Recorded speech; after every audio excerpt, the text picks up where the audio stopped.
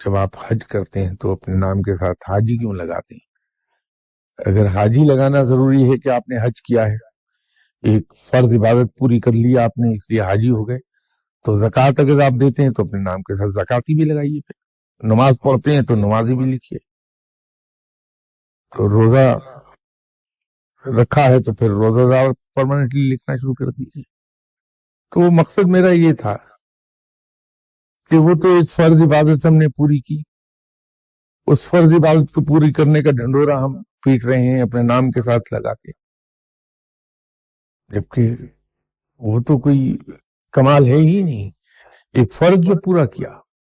تو کون سا کمال کیا؟ تو آپ نے اپنے ساتھ فیور کی، میں نے اپنے ساتھ فیور کی ہے فرض پورا کرنے کے بعد کہ ایک ذمہ داری سے سرخرو ہو گیا، تو اس کو باعث فخر نہیں ہونا چاہیے۔ تو اسی طرح اگر آپ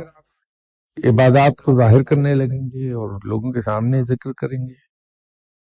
تو پھر لوگ آپ کو اچھا کہہ کے وہاں تک پہنچا دیں گے کہ آپ کے دماغ میں یہ آنے لگے گا کہ آپ بہت نیک آدمی ہیں، اور جہاں یہ بات آئی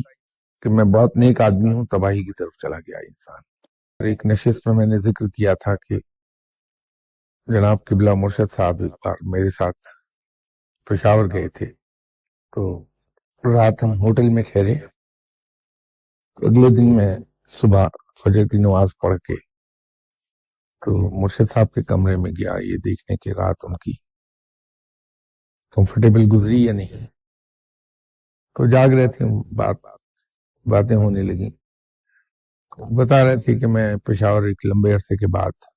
آیا ہوں تو رات ملاقاتیں بہت آئیں، تو